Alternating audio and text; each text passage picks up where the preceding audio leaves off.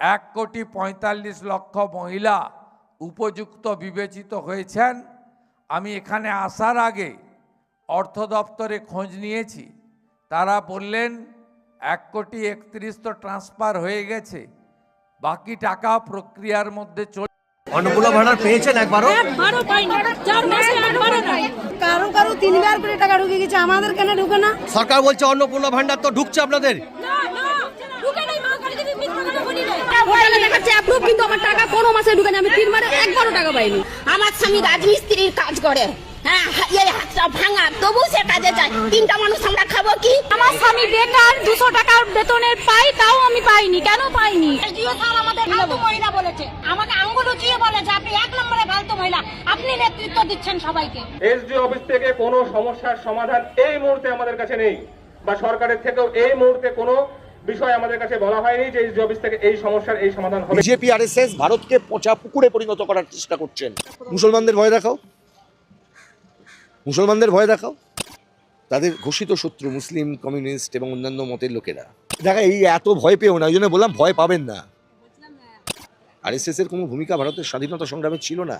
চাইলেও পারবেন না প্রমাণ করতে যে আরএসএস ভারতের স্বাধীনতা সংগ্রামে কোনো সঠিক ভূমিকা পালন করেছিল। আমাদের দেশে মহারাজ নিচে নামবে, যে নিচে আছে সে ওপরে উঠবে, এটাই হচ্ছে আমাদের রাষ্ট্রবাদ। মোদিজিকে নিয়ে মিম তৈরি করলে ওদের গায়ে লাগে, কিন্তু নেতাজিকে রোজ গালাগালি করলে বিজেপি নেতাদের চামড়ায় একটু আঁচ লাগে। 16ই আগস্ট কলকাতাতে একটা ধর্মীয় সংগঠন একটা স্টেজ বেঁধে যেভাবে বিশেষ সম্প্রদায়কে টার্গেট করে, একটা রংকে টার্গেট করে, ধর্মীয় প্রতিষ্ঠানগুলোকে টার্গেট করে একাধিক ভাষায় আক্রমণ করে গেল, পুলিশ মন্ত্রী তখন কোথায় ছিলেন? তার বিরুদ্ধে এখনো কেন সুমোটো হলো না? এটা আমরা পুলিশ মন্ত্রীর কাছে জানতে চাই। ওটা কি আইন শৃঙ্খলা বিনষ্ট করার জন্য বলছিল না? ওখানে এ ধরনের বলা হচ্ছে নওশাদ সিদ্দিকীরা আগামী দিনে নাকি নমিনেশন করতে পারবে না। কি আমাদের ডেথ হুমকি দিচ্ছে, না আমার ভোটাধিকার কেড়ে নেওয়ার হুমকি দিচ্ছে, না বিশৃঙ্খলা তৈরি করে পশ্চিম বাংলার পরিবেশকে অশান্তির আগুনে চালানোর চেষ্টা হচ্ছে? সরকার পরিবর্তন হলো, কিন্তু এসএলএসটি চাকরি প্রার্থীদের যে বঞ্চনার কোনো পরিবর্তন হলো না।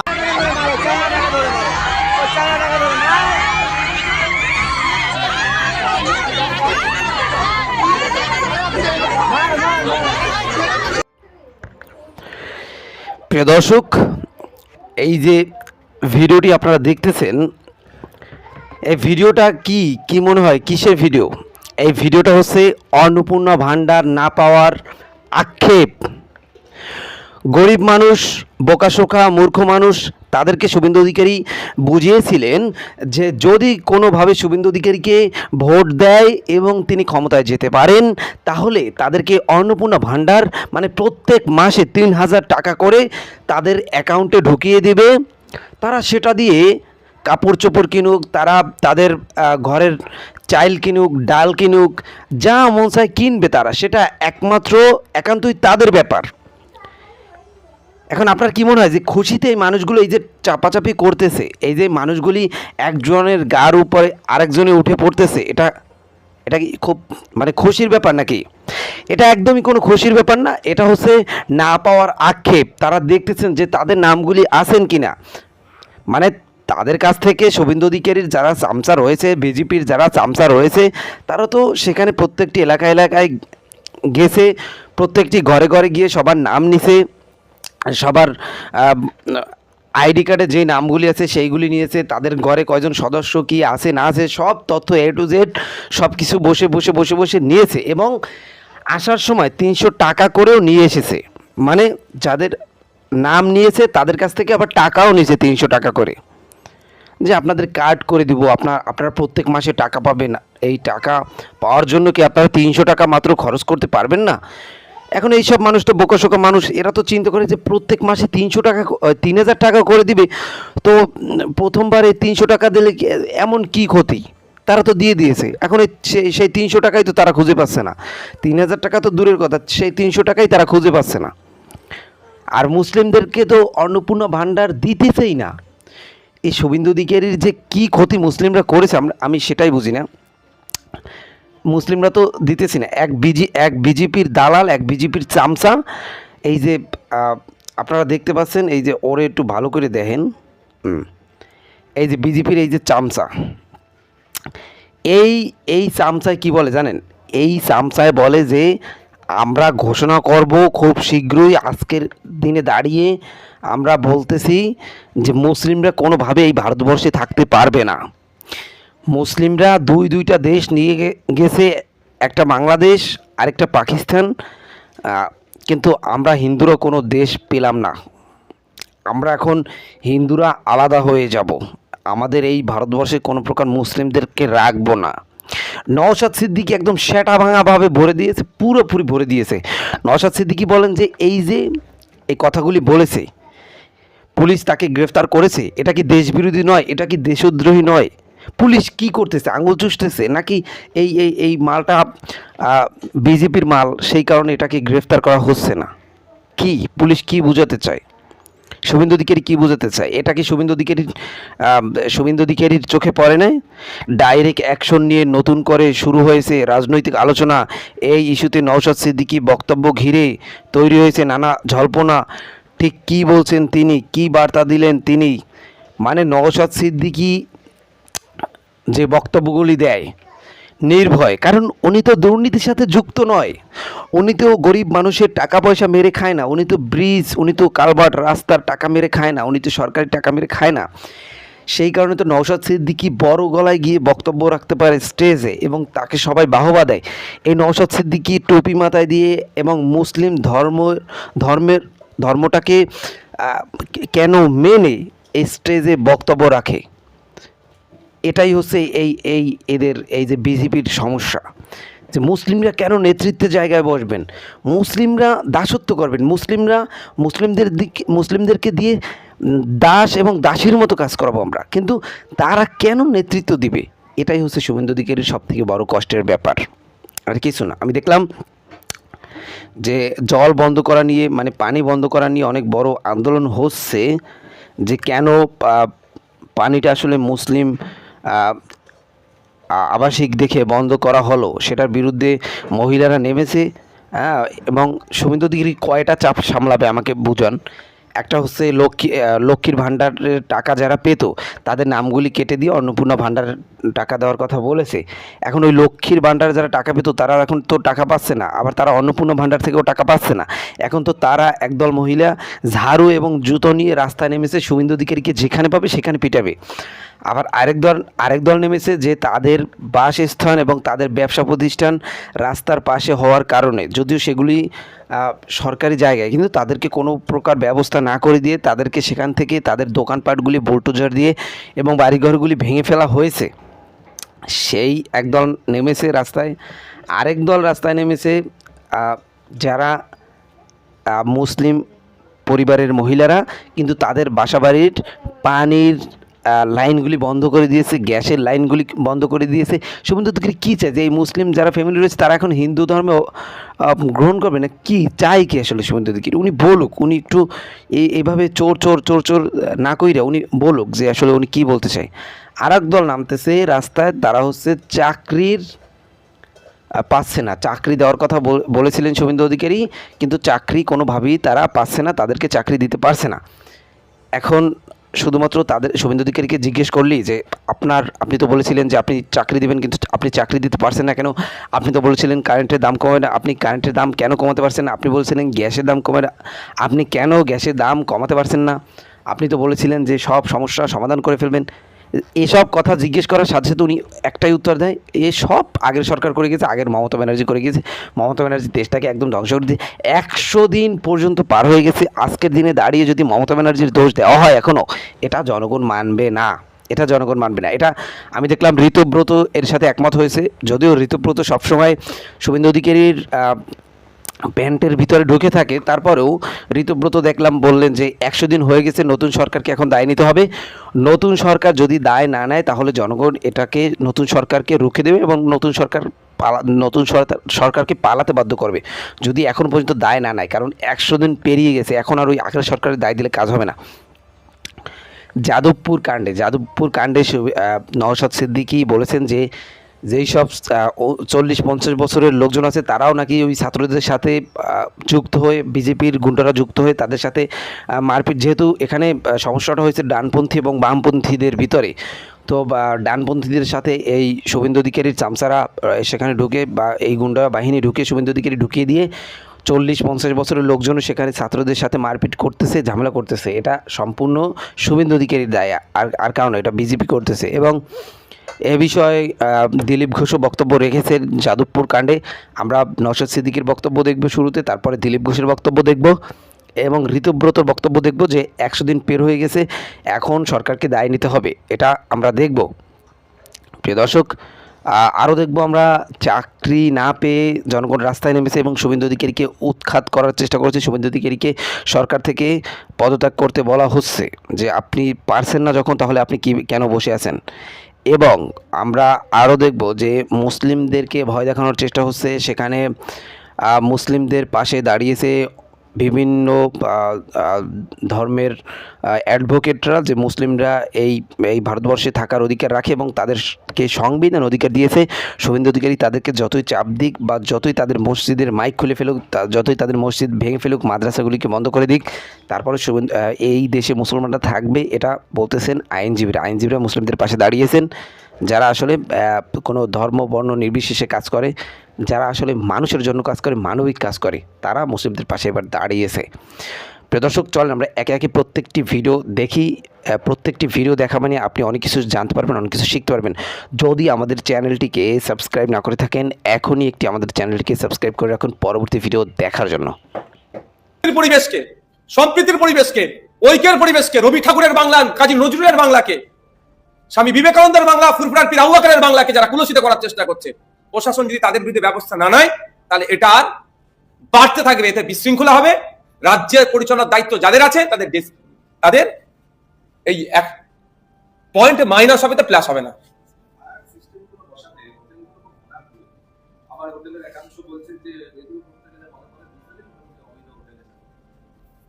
আমার একদম অবস্থা এখানে স্পষ্ট।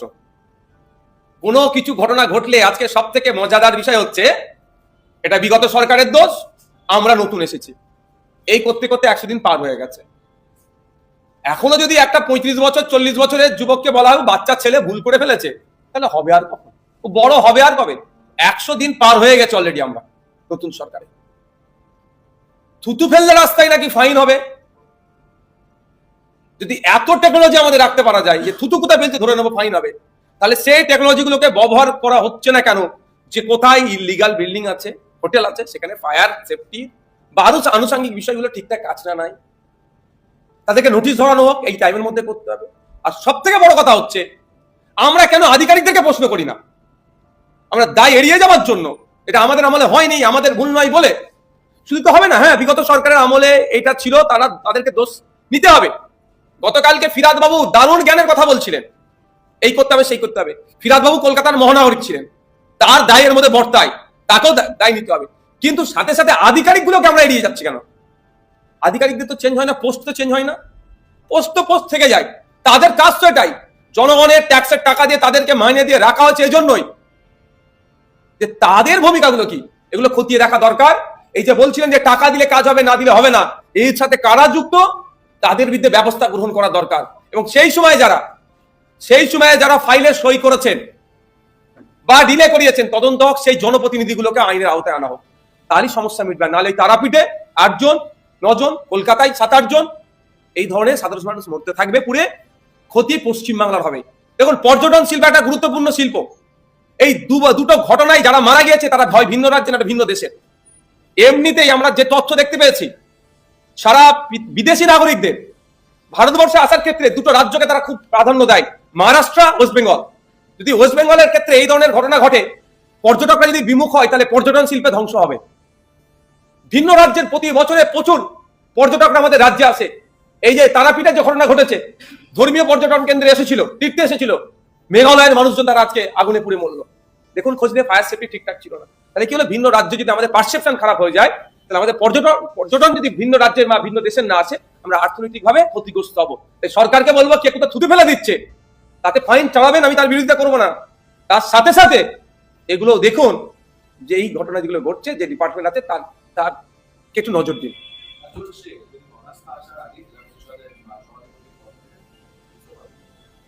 শুনেছিলাম তিনি ভালো তৃণমূলের নাম লিখিয়েছিল, তাই তো নাকি? ভালো তৃণমূলের নাম লিখে এখন আর পদ বসাতে পারছে না। অ্যাকচুয়াল তো ভালো তৃণমূলের নাম লিখানোই হয়েছে, আমার যতটুকু আমি বুঝতে পেরেছি, কেউ নিজের প্রভাব প্রতিপত্তি বাড়ানোর জন্য বা দুর্নীতি করেছে, দুর্নীতি থেকে বাঁচার জন্য। আদর্শগতভাবে গিয়েছে বলে আমার বিশ্বাস হয় না। যেমন আমাদের কুণাল বাবু, আমার সাথে রাজনৈতিক অনেক মত পার্থক্য আছে, কিন্তু একটা জায়গায় তো স্বীকার করতে হবে, যা তাকে যিনি টিকিট দিয়েছেন আজকে অনেক বিপদের বড়, তাকে ছেড়ে যায়নি। তার পাস্ট রেকর্ড আছে, তার নিয়ে অনেক আমি বলেছি, তিনি আমার সম্পর্কে অনেক বলেছেন, কিন্তু যেটা রেকগনাইজ করার বাংলার মানুষ সেটা রেকগনাইজ করবে।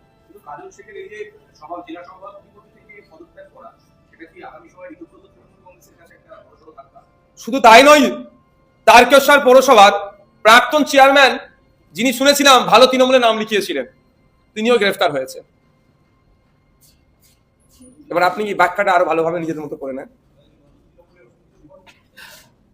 একটা আমি কথা বলবো, ভুল যে করবে তাকে ফল পেতেই হবে।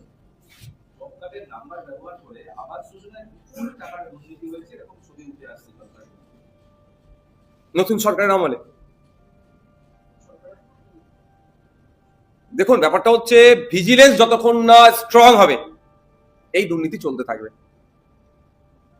আর সর্বোপরি দেখলে দেখা যাবে, আমি ডিপার্টমেন্ট বলবো না, যারা কর্তারা ছিলেন ঘুরে ফিরে তারাই সেখানে আছে। শুধু আমরা জনপ্রতিনিধিদের দোষ দিই যে জনপ্রতিনিধিরা দুর্নীতি করেছে। জনপ্রতিনিধিরা সরকারি প্রকল্পের দুর্নীতি করতে পারতো না যদি আধিকারিকরা না সাথ দিত। সে আমরা অনেক ধরছি, একে ধরছে, তাকে ধরছে, এই অন্যায় করেছে, সেই করেছে, কতজন আধিকারিকের বিরুদ্ধে ব্যবস্থা হয়েছে। জানে না পশ্চিমবাংলার সরকার বর্তমানে যারা চালাচ্ছেন, সে হেলথ থেকে বলি, এডুকেশন থেকে বলি, যে কোনো দপ্তর আছে, তারা কি করছে, এর একটা পার্ট এটা হয়ে দাঁড়িয়েছে।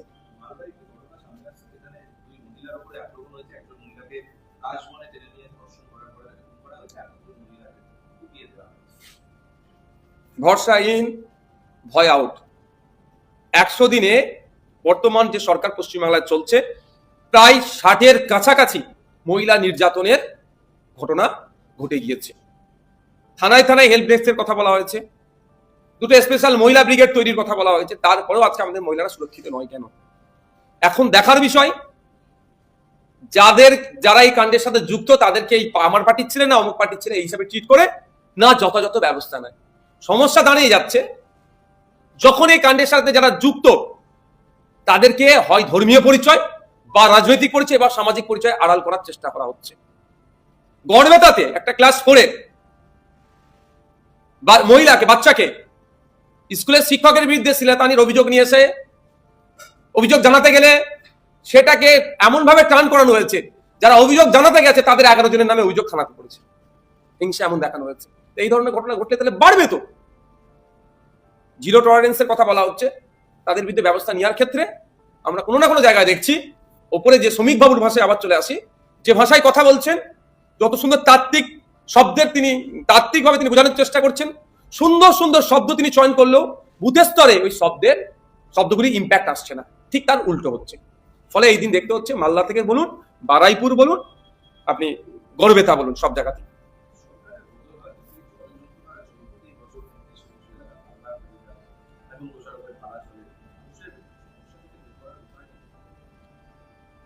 সরকার প্রতি 5 বছর ছাড়া তৈরি এই জন্যই হয়, জনগণের ভালোর জন্য, জনগণের এই সমস্যাগুলো সমাধানের জন্য। আমরা দেখেছিলাম ঘাটাল মাস্টার প্ল্যান, অনেক নাটক হলো, ফি বছর ওখানকার মানুষ ডুবছে, খানাকুলের মানুষ ফি বছর ডুবছে, এর থেকে উত্তর আবার কোনো পরিকল্পনা সরকার নিচ্ছে না কেন, এটাই তো ভাবার বিষয়। আমাদের পশ্চিমবাংলার কথা বলছি, এমন জেলা আছে যেখানে পানির অভাবে চাষ ঠিক হচ্ছে না, আবার অন্য জেলায় কি দেখছি অতিরিক্ত পানির কারণে তাদের বানবাসী হয়ে যাচ্ছে। এখানেই তো টেকনোলজি ব্যবহার করা দরকার, এখানেই তো সায়েন্সকে অ্যাপ্লাই করা দরকার, এটা করতেই ব্যর্থ। এর পরিবর্তে মন্দিরের মাইক কি করে খুলবো, মসজিদের মাইক কিভাবে খুলবো, কে গোমাংস খাবে, কে পাঁঠার মাংস খাবে, কে ডিম খাবে কি খাবে না, এই নিয়ে আমরা ব্যস্ত আছি। সায়েন্সকে অ্যাপ্লাই করা দরকার, টেকনোলজিকে অ্যাপ্লাই করা দরকার, যে প্রতি বছর যে ঘটনা ঘটে যাচ্ছে এর থেকে উত্তরাবার পরিকল্পনা কি আছে, সায়েন্টিফিক ওয়েতে সে বাঁধ নির্মাণ করে এখানকার যেটা অতিরিক্ত আছে পানি, জলটা, পানিটা, সেটাকে সাইড করা হোক। আর দ্বিতীয়ত যে নিকাশিগুলো আছে, নিকাশি ব্যবস্থা ধ্বংস হয়ে গিয়েছে। আমি কুচবিহারের কথা যদি বলি, কুচবিহারের মহারাজা কুচবিহার শহরের লাগোয়া 100টি পুকুর দিয়ে গিয়েছিল। আজকে খোঁজ নিয়ে দেখুন 50% প্রায় সে পুকুর আর খুঁজে পাবেন না। আর একটা তদন্ত করা দরকার এই প্রসঙ্গে। জল ধরো জল ভরো প্রকল্প, লক্ষাধিক নাকি পুকুর কাটা হয়েছে, সেগুলো তদন্ত করে মাননীয় মন্ত্রী মহাশয় তথা মুখ্যমন্ত্রী সহ ডিপার্টমেন্টাল মন্ত্রীর কাছে আমি এখানে অনুরোধ করব, ওই প্রকল্পটার সারে জমিনে গিয়ে তদন্ত করা হোক, কত পুকুর অলরেডি কেটেছে না এই টাকা লুট হয়েছে।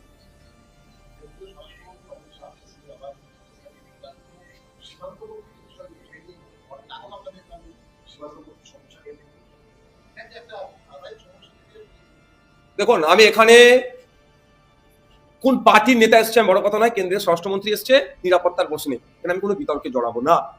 তো কিন্তু একটাই প্রশ্ন থাকবে আমার, যে 2014 থেকে দেশের ক্ষমতায় আছে 2026, এত বছর পার হয়ে যাওয়ার পরেও এখনো কেন নিরাপত্তা সংক্রান্ত বিষয়ে আমাদের এখন উষ্মা প্রকাশ করছে, আমরা এখন আতঙ্কে আছি। এতটা সময় কি করছিল? যদিও আমাদের প্রতিবেশী রাষ্ট্রগুলোর সাথে আমাদের বিদেশ নীতি নিয়ে আমার থেকে ভালো আমাদের বিদেশমন্ত্রী বলতে পারবে, তবে একজন দায়িত্বশীল নাগরিক হিসাবে আমাদের ব্যর্থতা থেকে যাচ্ছে। প্রতিবেশী রাষ্ট্রগুলোর সাথে আমরা সুসম্পর্ক স্থাপন করতে পারছি না। আমরা সুসম্পর্ক স্থাপন না করার ফলে আমাদের যারা শত্রু দেশ আছে তারা তাদের সাথে সুসম্পর্ক স্থাপন করে আমাদেরকে দেশটা করার চেষ্টা করছে। আজকে অনেক কথা বলে বাংলাদেশ নিয়ে, বাংলাদেশের প্রতি আমার কোনো দরদ নাই, বাঙালি হিসাবে একটু টান আমার আছে। কিন্তু আজকে বলুন, বাংলাদেশে চায়না হসপিটাল প্রজেক্ট করছে, স্বাভাবিকভাবে বাংলাদেশের সাথে চায়না সম্পর্ক বাড়ছে। বাংলাদেশের সংখ্যালঘু হিন্দুর উপর অত্যাচার হয়েছে, প্রথম রাস্তায় নিয়ে আমরা প্রতিবাদ করেছি, তার জন্য ভিসা বন্ধ করাটা কোনো বাহাবার কাজ হয়নি, ক্ষতি হয়েছে। এক অর্থনৈতিকভাবে আমাদের কলকাতার হসপিটালগুলো, এখানে যারা বিভিন্ন ব্যবসার সাথে যুক্ত, তারা যেমন ক্ষতি হয়েছে, দুদেশের যে সম্পর্ক চিড় ধরেছে সেই সুযোগটা চায়না নিয়েছে। প্রতিবেশী রাষ্ট্রগুলোর সাথে আমাদের সুসম্পর্ক না থাকার ফলে আমাদের আজকে যতটুকু আতঙ্কে আমরা আছি, বা আমাদের যারা অ্যাডমিনিস্ট্রেশন দেখছে তারা আছে, সবসময় প্রতিবেশী রাষ্ট্রগুলোর সাথে সুসম্পর্ক রাখা দরকার। আমি আশা করবো আমাদের বিদেশ নীতি যেটা আছে যদি সঠিকভাবে মান্যতা দিয়ে চলে, আমাদের প্রতিবেশী রাষ্ট্র সহ বিশ্বে আমাদের মাথা উঁচু হয়ে থাকবে। একজন দুজন না, শয়ে শয়ে মহিলা এই অভিযোগ করছেন যে তারা অন্নপূর্ণা ভাণ্ডারের টাকা পাচ্ছেন না, এবং তাদেরকে ইচ্ছে করে তাদের যে নির্দিষ্ট ডকুমেন্ট রয়েছে সেগুলোকে একেবারে ভুল করে দেখানো হয়েছে, এবং তাদের বাড়িতে এনকোয়ারিতে যাওয়াও হয়েছে। কিন্তু আশ্চর্যের ব্যাপার যে তারা যখন আজকে দেখছেন যে কেন তারা পাচ্ছেন না, খোঁজ নিতে এসছেন ইংরেজবাজার পুরসভাতে, তখন তারা দেখতে পাচ্ছেন যে তাদের দেখানো হয়েছে তাদের 3টে বা 4টে করে বাড়ি রয়েছে। আশ্চর্য বিষয় এখানেই যে তাদেরকে বাড়ি গিয়ে এনকোয়ারি করা হয়েছে, তাদেরকে কাছ থেকে নির্দিষ্ট ডকুমেন্ট নেওয়া হয়েছে, অথচ যারা গৃহহীন, এমনকি যারা আবাস যোজনার টাকায় সামান্য বাড়ি বা ঘর বানিয়েছেন, সেই তারাও কিন্তু সম্পূর্ণভাবে বঞ্চিত হচ্ছেন। আমার দেখাচ্ছে দেখাচ্ছিল রিজেক্ট, তারপরে ইনকোয়ারি দেখালো, তারপরে এখন অবধি আমি 3 মাস 4 মাস বেরিয়ে গেল, আমি টাকা এখনো পাইনি। আমার দেখাচ্ছে কি 3টে বাড়ি, আমার তো 2টো বাড়ি, আমার টিনের বাড়ি, তার সাথে দেখাচ্ছে বলে কি তোমার 3টে রুম ঘর। হ্যাঁ হ্যাঁ, ঘর 2টো ঘর আছে, তাকে তো বলছে কি তার সাথে বলছে 3টে ঘর, ছাদপিটা বাড়ি, আমার কিছু নাই, ওসব টিনের বাড়ি আছে আমার। বলছে তোমার ঘর আছে, যে 3টে রুম আছে, তার সাথে পাবা না। তাহলে আমরা গরিব মানুষ, তাহলে ভোটটা দিলাম কি করতে? আমরা ভালোর জন্যই তো দিলাম আমরা, তাহলে আর কেন করেছিল এই কাজ? আর কেন সবাইকে দিয়ে দিয়েছিল কি 3000 টাকা তোমাদেরকে দেবো? আমরা ভোট দিলাম, ভোট দিয়ে জিতালাম, কিসের জন্য? আমরা আজকে কেন আমরা কেঁদে বেড়াচ্ছি? হ্যাঁ, এটা ভুলভাল ইচ্ছা করে করেছে না। আমাদের তো কোনো ডকুমেন্ট, সব কিছু ডকুমেন্টস আছে আমাদের কাছে, দেখুন কত কিছু আছে আমাদের কাছে, পুরো ডকুমেন্টস আছে আমাদের কাছে। কেন এরকম করবে? আমাদের গরিব মানুষ কত কাঁদছি। আমার ছেলে নেই খাটার মতো, আমার মেয়ে আছে অসুস্থ। হ্যাঁ, আমরা জিতিয়েছি, আমরা ভোট দিয়ে জিতিয়েছি, আমাদের কাছে প্রমাণপত্র সব আছে। হ্যাঁ, আমরাই পেলাম না, আমরা আজকে ভোট দিয়ে জিতালাম, তাও আমরা পেলাম না। আমার সবই ঠিক আছে, আমাকে শুধু বলছেন না বানান ভুলের জন্য হয়তো আসেনি, আমাকে রিজেক্ট করে দিয়েছে। বানান ভুল বলছে, ভোটের যে ছবিটা আছে। তাহলে এত বছর ধরে ভোট দিলাম, তখন কেন বলেনি আমাকে যে বানান ভুল আছে? তখন তো ভোট নিয়েছে, এখন বলছে যে টাকার বেলা, তখন বলছে যে আমার বানান ভুল আছে জন্য আমার রিজেক্ট হয়ে গেছে, টাকা এসেও আমার দিচ্ছে না। তিনটা রুম আছে, ওই জন্য বললো যে হবে না। আপনাকে 3টে রুম দেখিয়ে দিয়েছে? হ্যাঁ দেখিয়ে আপনার দিয়েছে। কি 3টে রুম আছে? না, দুটা রুম আছে, সরকার দিয়েছে। মানে 2টো রুম আছে? দুটা রুম আছে, সরকার দিয়েছে মানে সেটাই সরকার দিচ্ছে, ওটাই দুটা রুম আছে। আবাস যোজনার? হ্যাঁ ওটাই আছে। আবাস যোজনার ঘর রয়েছে? হ্যাঁ ওটাই আছে। আমার বড় ভ্যান চালাচ্ছে। হ্যাঁ, বর কি করে? ভ্যান চালায়। Rickshaw van? হ্যাঁ রিক্সা ভ্যান চালায়। তাও আপনি পাচ্ছেন না, পাচ্ছি না। আপনার কি করে দিয়েছে দেখিয়েছে? তিনটা রুম দিবা আছে, ওই যে পাকা। পাকা। হ্যাঁ ওই এটা জন্য দেখিয়ে দিয়েছে? হ্যাঁ ওইটাই দেখিয়ে দিয়েছে। মানে মিথ্যে করে ভুল করে হ্যাঁ মিথ্যা ভুল করে দিয়েছে। আমাদের বাড়ি নাই, আমাদের বাড়ি যেয়ে দেখেও এসছে, তবুও পেলাম না, একবারও পাইনি। তাও মানে বাড়ি দেখিয়ে দিয়েছে আপনার? হ্যাঁ টালির বাড়ি আমাদের, ওরা যেয়ে দেখে এসছে, আবার আমাকে বললো যে এটাই আপনার বাড়ি। আমি হ্যাঁ, আপনি পাড়াতে জিজ্ঞাসা করেছে, দেখেছে, এখান থেকে গেছিল লোক। তাও আপনার বাড়ি দেখিয়ে দিয়েছে? হ্যাঁ টালির বাড়ি না, বাড়ি দেখায়নি, আমার টাকায় ঢুকেনি। আর এখান থেকে উঠছে বেশ কিছু রাজনৈতিক প্রশ্ন, কারণ ইতিমধ্যেই এই বিষয় নিয়ে বিতর্ক তৈরি হয়েছে এবং তাদেরকেই নাকি বঞ্চিত করা হচ্ছে বলে বিজেপির দাবি, যে যারা মূলত বিজেপির কর্মী বা বিজেপির সমর্থক বা বিজেপির ভোটার, ফলে তাদেরকেই কিন্তু ইচ্ছে করে বাদ দেওয়া হচ্ছে। সামনে যেহেতু খুব কাছাকাছি পুরসভা নির্বাচন রয়েছে এবং সেখানে সেইটাকে লক্ষ্য করে তৃণমূলের বিরুদ্ধে অভিযোগ দেখেছে বিজেপি। দেখুন, 100% মধ্যে 90% মানুষ অন্নপূর্ণা যোজনার টাকা পেয়ে গেছে। 10% যারা পায়নি তারা প্রকৃতই পাওয়ার যোগ্য। আমরা এখন যেটা দেখছি কম্পিউটারে মেরে, সমস্ত জায়গাতেই লেখা আছে 3-এর অধিক ঘর, এবং 3-এর অধিক ঘর হলে মিউনিসিপ্যালিটি এলাকায় পাবে না। এটা সম্পূর্ণ তৃণমূলের কাউন্সিলররা পরিকল্পিতভাবে করেছে। কারণ যারা ভেরিফিকেশনে গেছে তারা তৃণমূল কংগ্রেসের কাউন্সিলরদের সুপারিশে 2000 টাকা 1900 টাকা বেতনে কাজ পেয়েছে।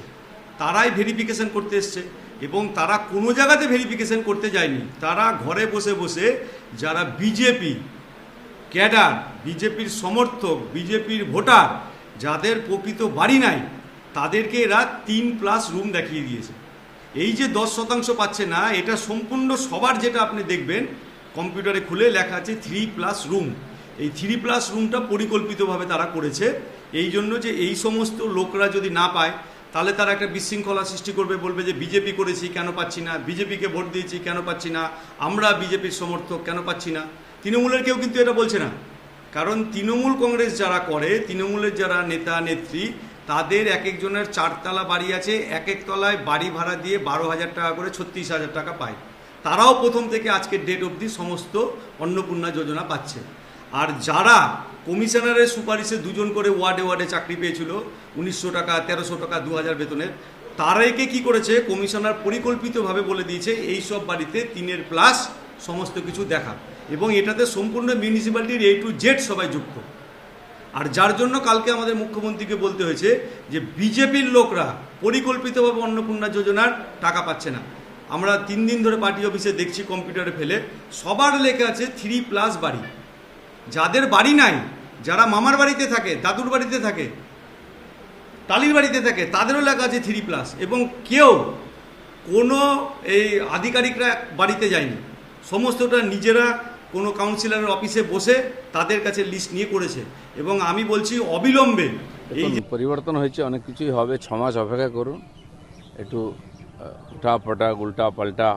তো এটা ঠিক যে দাদাগিরি, দেশবিরোধী ক্রিয়াকলাপ, এটা চলতে দেওয়া যাবে না কোথাও। যাদবপুরে একাধিকবার দেশবিরোধী স্লোগান উঠেছে, যাদবপুরে পাকিস্তানের পক্ষে স্লোগান উঠেছে, দেওয়াল লিখন ছিল পাকিস্তানের পক্ষে। সেই যাদবপুরে কালকে সর্বরী মুখোপাধ্যায় ডাক দিয়েছেন যে কোনো বিদেশি শক্তির হাত যাদবপুরে শক্ত করতে দেওয়া যাবে না। যখনই এরকম কিছু হয়েছে বাকিরা প্রতিবাদও করে না। টিএমসি এদেরকে পুষে রেখেছিল, দেশবিরোধীদেরকে। আমাদের লোকেরা ওখানে সার্জিক্যাল স্ট্রাইক করেছিল, আমি বলেছিলাম এগুলো চলবে না, বন্ধ করুন, এবং সেদিন আমরা করেছিলাম, SFI-র অফিস টফিস ভেঙে দেওয়া হয়েছিল। আবার যদি ওখানে এরকম দেশবিরোধী গতিবিধি বা স্লোগান উঠে, একই ঘটনা ঘটবে, আবার সার্জিক্যাল স্ট্রাইক হবে। অভিষেক বন্দ্যোপাধ্যায়ের ব্যাংক অ্যাকাউন্ট নিয়ে টালবাহানা চলছে, অ্যাকাউন্ট ফ্রি হবে কি হবে না এখনো 20 মাস চলছে। আদালত তো চলছে, যে ব্যাপারটা সেটা নিয়ে না বলেই ভালো। আদালত देखते सब खतिए नहीं। देखिए जादवपुर में कुछ ग्रुप एक्टिव है जो हमेशा देश विरोधी स्लोगन देते हैं, एक्टिविटी करते हैं। वहाँ माननीय राज्यपाल के साथ बदतमीजी किया गया। इसके पहले हमारे केंद्र के मंत्री थे बाबुल सुप्रियो जी, उनके साथ बदतमीजी हुआ है, सब देखे हैं। उस समय हम लोगों ने और वहाँ जाके सर्जिकल स्ट्राइक भी किया था, उसका प्रोटेस्ट भी किया था। समाज के अंदर, देश के अंदर इस प्रकार anti national activity, anti social activity कम से कम यूनिवर्सिटी में नहीं चलना चाहिए। तो इसलिए इस प्रकार गतिविधि बंद होना चाहिए। बाकी छात्रों का राजनीति बंगाल में हमेशा ऐसा टेंशन में रहा है, क्या हो रहा है नहीं हो रहा है, कानून व्यवस्था वहाँ की पुलिस को देखना चाहिए, वहाँ के बीसी हैं वो देखेंगे, लेकिन यूनिवर्सिटी में शांति रहना चाहिए। आजकल डीम सब जगह चल रहा है, अंडा तो कोई लेके गया होगा पॉकेट में, लेकिन मामला है कि शिक्षा प्रतिष्ठान कोई इस प्रकार गतिविधि नहीं होना चाहिए जहाँ वहाँ शिक्षा प्रभावित होता है। आज अमित शाह जी आज बंगाल में है, बहुत सारे मीटिंग करेंगे सीमांत लेकर। माननीय गृह मंत्री अमित शाह जी आज नहीं, पिछले 10-12 साल से ही बंगाल को विशेष नज़र से रखते थे। यहाँ संगठन खड़ा करना, जिताना उनका विशेष प्रायोरिटी रहा। परिवर्तन भी हुआ है, लेकिन अभी सबसे सेंसिटिव बॉर्डर बंगाल और बांग्लादेश का यहाँ वेस्ट बंगाल में ही है। तो इसलिए वो लगभग 250 किलोमीटर 254 किलोमीटर का जगह हम लोग दे दिए हैं। बंगाल गवर्नमेंट ने 45 दिन में दे चुका है। अभी 50 किलोमीटर के लगभग और ज़मीन मिलना चाहिए, जहाँ बनेगा, काम शुरू हो गया है। अभी कैबिनेट मीटिंग में उसका फैसला हुआ है और ये सीमा को पूरा सुरक्षित करने के लिए माननीय गृह मंत्री हमेशा नज़र रखा है, कानून व्यवस्था के लिए भी। और हर महीना लगभग इस समय आते हैं सरकार का काम, और साथ साथ सुरक्षा का खुद अपने और देख में रखते हैं। झारखंड हाईकोर्ट ने जो राय दिया है कल कि जो हेमंत सोरेन ने जो रद्द किया था परीक्षा जेपीसी का, उसको रोक लगा दिया हाईकोर्ट, झारखंड हाईकोर्ट ने। देखिए, कुछ पॉलिटिकल डिसीजन होता है। जो घटना हो गया था क्वेश्चन लीक, उसका विरोध विद्यार्थी कर रहे थे, उनके साथ बैठ करके चर्चा करके टीम बना करके इसका समाधान की व्यवस्था होनी चाहिए, नहीं किया। होम मिनिस्टर जी को स्वागत करते हैं हम लोग। देखिए, ये तो ठीक है कि जो गवर्नमेंट थी 15 साल, तो उनका ऊपर क्वेश्चन उठना लायक है, जायज़ है। मगर 3 महीना 100 दिन से ज़्यादा हो गया, तो नया गवर्नमेंट को भी सवाल का जवाब देना पड़ेगा। पिछला गवर्नमेंट मिजरेबली फेल किया, इसीलिए तो बंगाल के आवाम ने नया गवर्नमेंट को चुन लिया। तो पिछला गवर्नमेंट का 15 साल में जो खामियाजा था, तो खामियाजा हम लोग भुगत रहे हैं। जैसे 10 नंबर ये सदर स्ट्रीट जो है ना, 10 नंबर सदर स्ट्रीट, वो बहुत ही एक अहम जगह है। 21 साल का एक लड़का रविंद्रनाथ टैगोर वहाँ पर ही निर्झरेर स्वप्नभंग लिखे थे, हिस्टोरिक। দর্শক, এতক্ষণ আপনারা যেই ভিডিওগুলি দেখলেন, নওশাদ সিদ্দিকী এখানে কথা বলেছেন যে ওই লোকটাকে ধরেছেন, যে লোকটা বলতেছিল যে হিন্দু রাষ্ট্র চাই, হিন্দু রাষ্ট্র, এই ভারতবর্ষকে হিন্দু রাষ্ট্র হিসাবে আমরা বানাতে চাই। এই লোকটার আসলে শাস্তি হওয়া উচিত কিনা সেটি আপনি কমেন্ট বক্সে জানান। এই লোকটা যেই কথাগুলি বললেন, এই কথাগুলি কি সংবিধানের বিরোধিতা করা হয় কিনা? সংবিধান যেখানে মুসলিমদেরকে ভারতবর্ষে থাকার অধিকার দিয়েছে, সেখানে এই লোকটি কে বলতে কে? ওকে গ্রেফতার করা উচিত, ও গ্রেফতার করে ওর পিছন দিয়ে গরম সিদ্ধ ডিম ঢুকিয়ে দেওয়া উচিত। ও কেন এই কথা বলল? এবং আপনারা আরও বলবেন যে এখানে নওশাদ সিদ্দিকী যেইভাবে কথা বলেছেন বা যেইভাবে উনি মানুষকে বোঝানোর চেষ্টা করেছেন, বা যে সেই যুক্তিতে যেভাবে কথা বলেছেন, এই কথাগুলি আসলে কেমন লেগেছে আপনাদের কাছে এবং কতটা যুক্তি রয়েছে এই কথাগুলির ভিতরে, সেটা অবশ্যই কমেন্ট বক্সে কমেন্টের মাধ্যমে জানার চেষ্টা করবেন। প্রিয় দর্শক, 100 দিন পের হয়ে গেছে, এখন পর্যন্ত শুভেন্দু অধিকারী দায় নিতে চান না। এই সরকারকে দায় নিতে হবে। এটা আপনি কি মনে করেন সেটা অবশ্যই কমেন্ট বক্সে জানাবেন। এবং অন্নপূর্ণা ভাণ্ডারের টাকা দেওয়ার কথা বারবার বলতেছেন, আরও অনেক ভাবে সরকার বলতেছেন, প্রলোভন এখনও পর্যন্ত দেখিয়েই যাচ্ছেন যে টাকা দিব, এই ক্ষেত্রে টাকা দিব, ওই ক্ষেত্রে টাকা দিব, প্রেগনেন্ট মহিলাদেরকে টাকা দিব, আমরা অসুস্থ যারা রয়েছে তাদেরকে টাকা দিব। এইভাবে প্রত্যেকটি সেক্টরে শুধুমাত্র টাকা দেওয়ার কথা বলতেছে, কিন্তু টাকা দিচ্ছে না। এই যে শুভেন্দু অধিকারীর লোভনীয় অফার বারবার ছড়িয়ে দিচ্ছে এবং জনগণ সেটাকে গিলতেছে, এটা কতক্ষণ গিলবে সেটা বলা যাচ্ছে না। পরবর্তী ভিডিও দেখার জন্য অবশ্যই আমাদের চ্যানেলটিকে সাবস্ক্রাইব করে রাখবেন এবং একটি লাইক এবং একটি কমেন্ট, মানে আপনার মতামত অবশ্যই কমেন্ট বক্সে জানাবেন। আপনি যদি আপনার মতামত কমেন্ট বক্সে জানান, আপনাকে বাড়িতে গিয়ে কেউ মেরে আসবে না। অবশ্যই কমেন্ট বক্সে কমেন্টের মাধ্যমে জানাবেন। পরবর্তী ভিডিও দেখার জন্য অবশ্যই সাবস্ক্রাইব করবেন এবং একটি লাইক দিয়ে আমাদের সাথেই থাকবেন। ধন্যবাদ।